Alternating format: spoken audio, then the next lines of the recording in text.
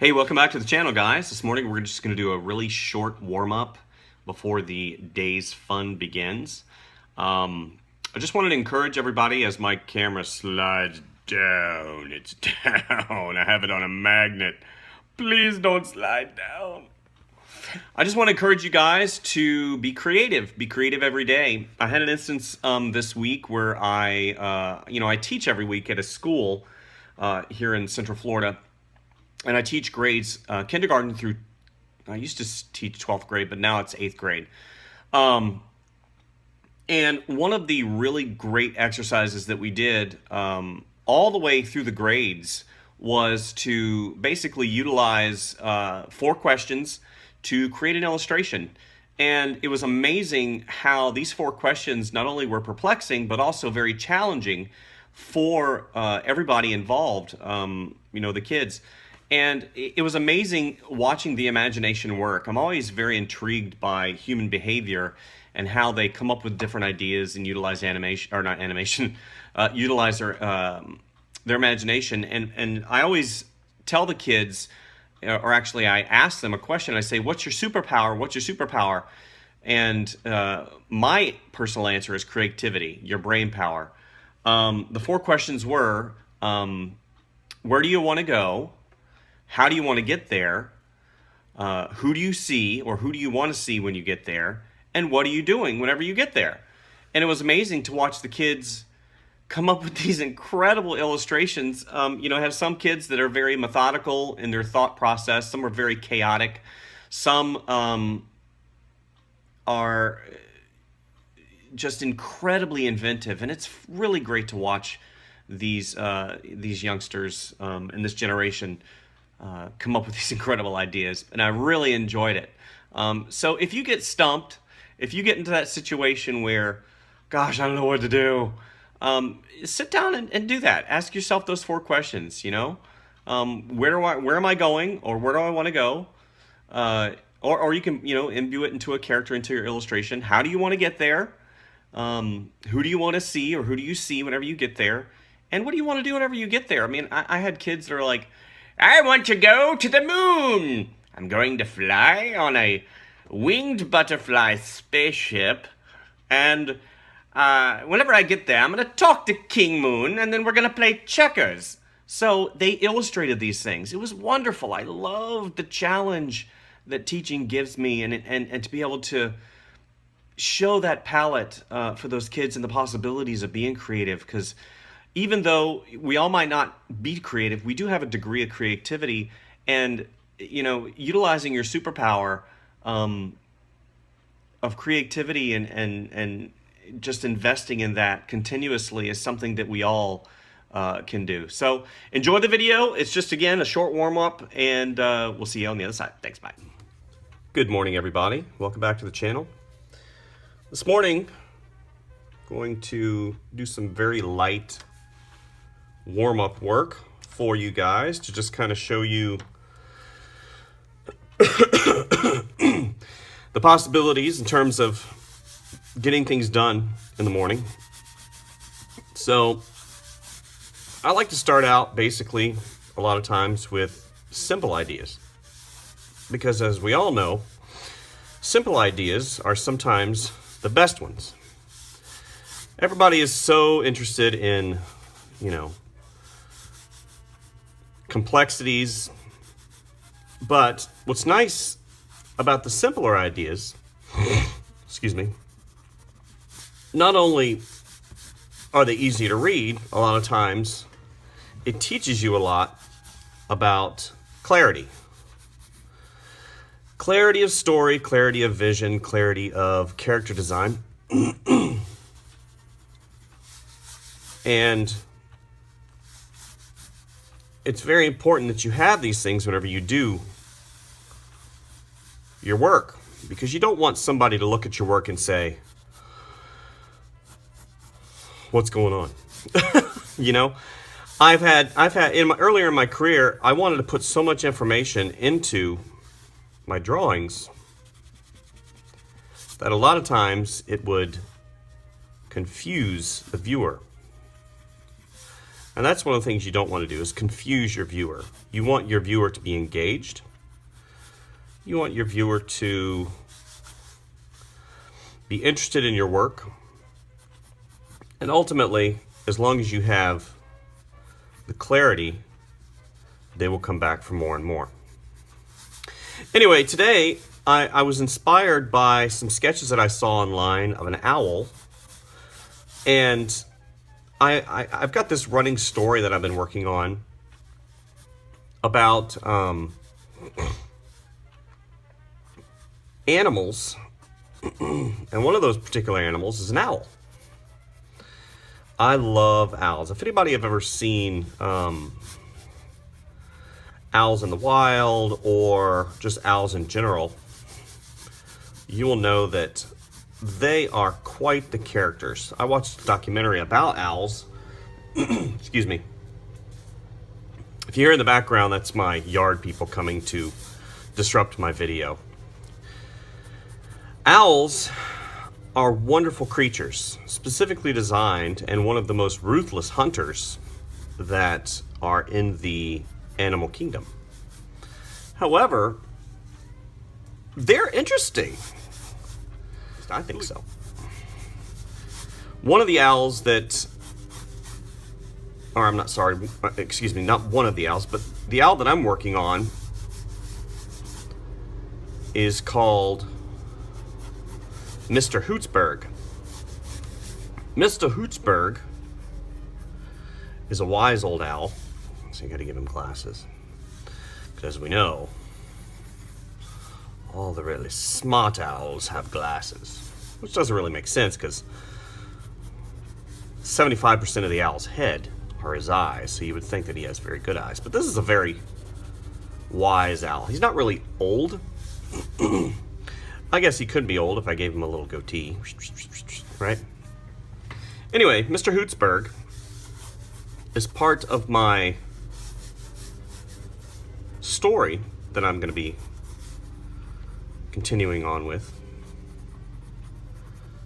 called Blackwater Oak.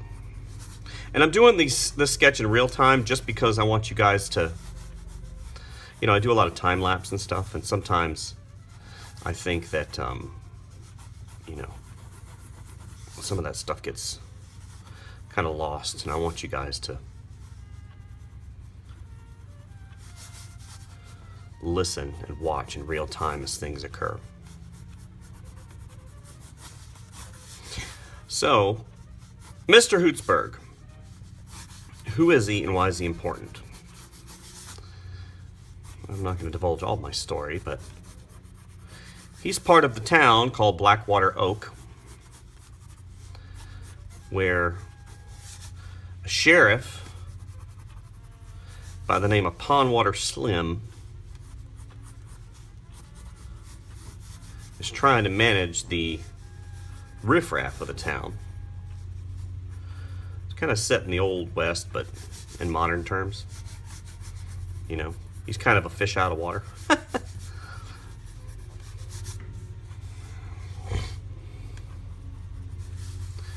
And Hootsburg, not so much the mayor, but kind of the town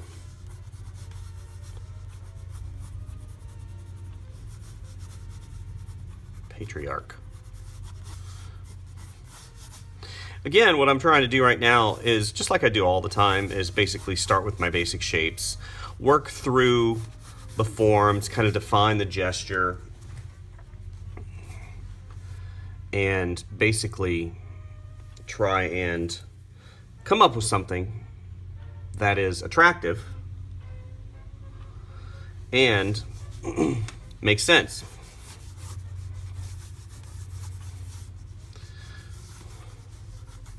Doesn't always happen the way that I would like it to. But, that being said, as long as I'm learning something, as long as I'm learning something every single day, right?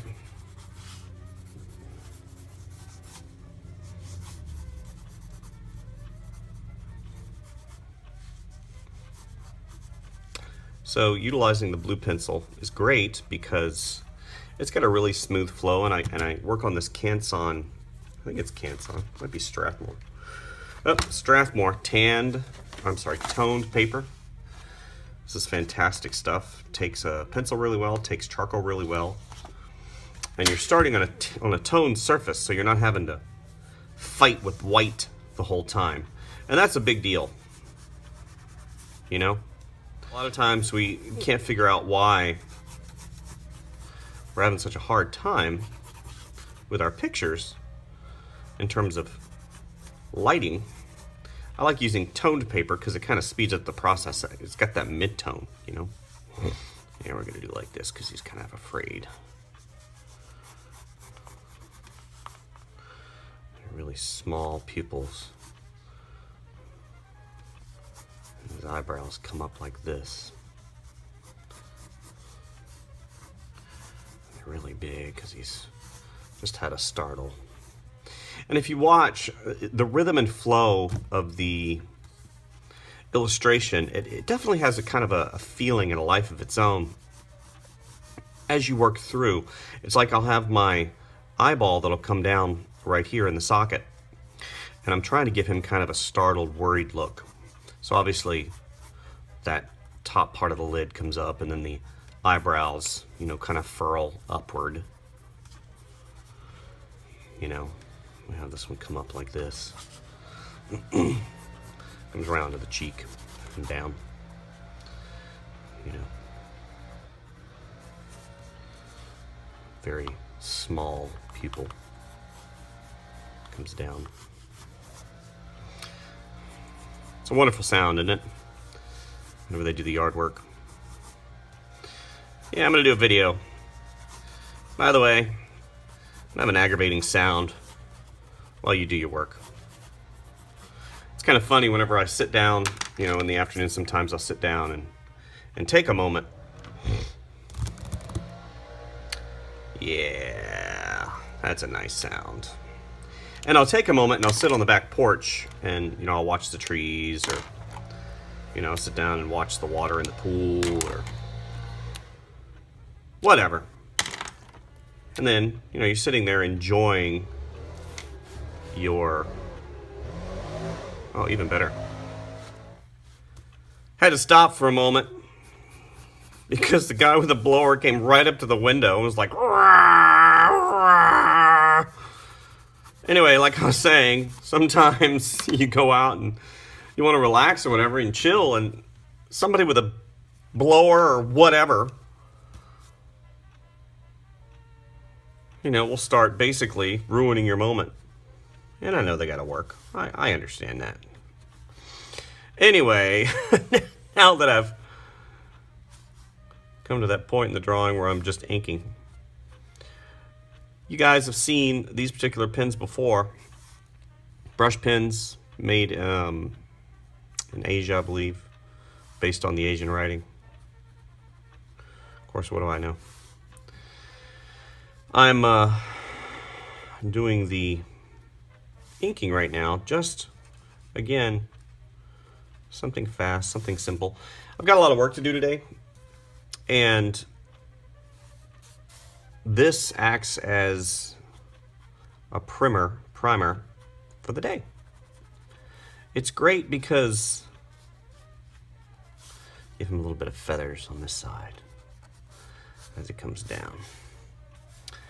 Acts as a warm-up not only for my eyeballs but also my brain. Gets the brain engaged, gets things moving a little bit.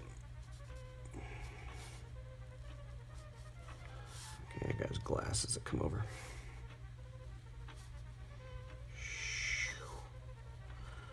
Kind of peeking around. That particular glass comes out like that. Anyway, Blackwater Oak. It's a story of Sheriff, Pondwater Slim. It's got some rascally characters.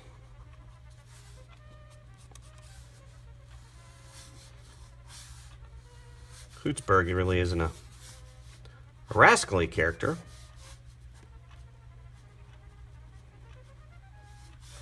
Haven't come up with a voice for him yet. I do have one for Pondwater Slim. Been working on doing some voice stuff. It's always something that I've wanted to get into. Voice work, you know. A little background here. A little context. You know, I've always wanted to do voice work. It's not something that I've ever done, but, you know, you never know. Anywho, it's that one.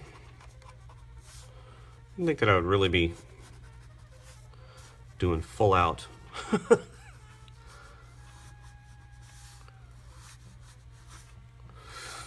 Kind of a kooky little character. Smart, but you know,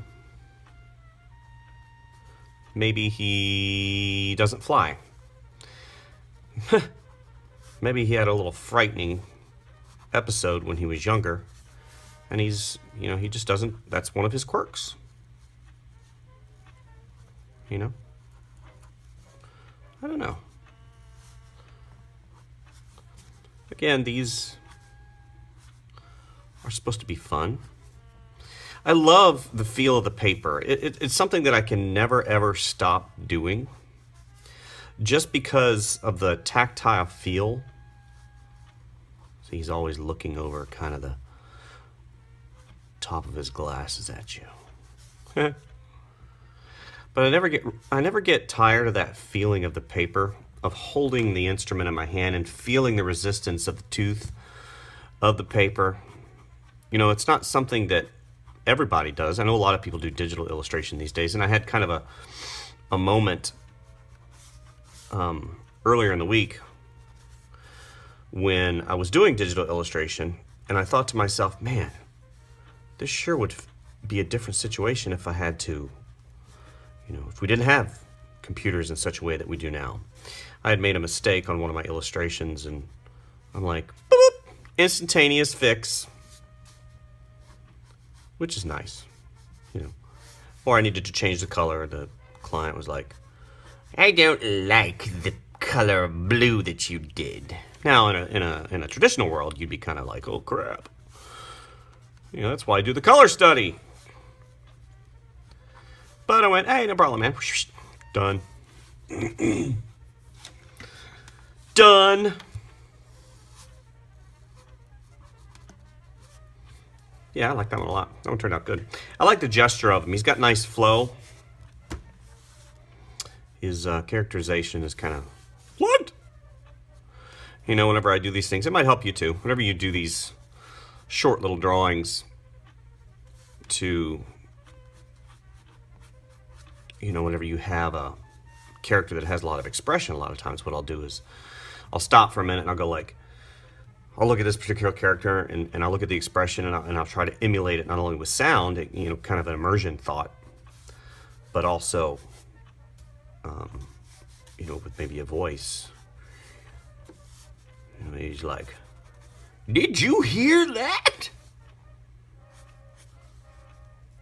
You know, maybe he's,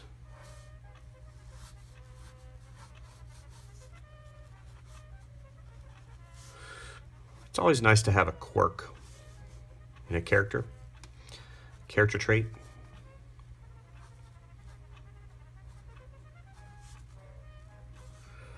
You know,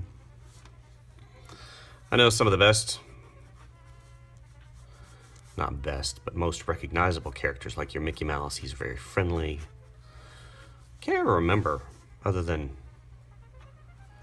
maybe some of the 1950s, when Mickey was, I don't say a bad guy, but, you know, maybe lost his temper. Donald, on the other hand, he's always losing his temper. Good grief. Chill out, man. You're going to have a heart attack. Have a coronary or stroke. You know? But Mickey is kind of the mediator of the group. Anyway, I'm wrapping this up. I know that I went a little bit longer, but honestly, I'm getting to that point now where I'm like, I just want to enjoy the drawing. Be in a hurry. I don't want to be in a hurry anymore.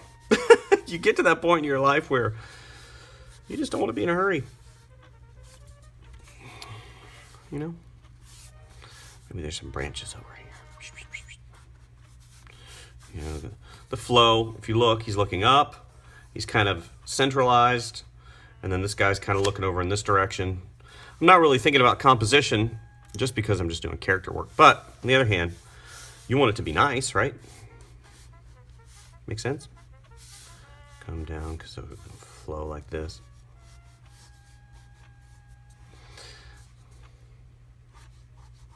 Anyway, this was Mr. Hoochbags. I say my name is Hoochbag, and I am the town mayor. But he's not really the mayor. He thinks he is, but he's not. You know. I've always liked whenever people do kind of a caricature of that particular type of voice. You know, there's Mayor Quimby. I am Mayor Quimby.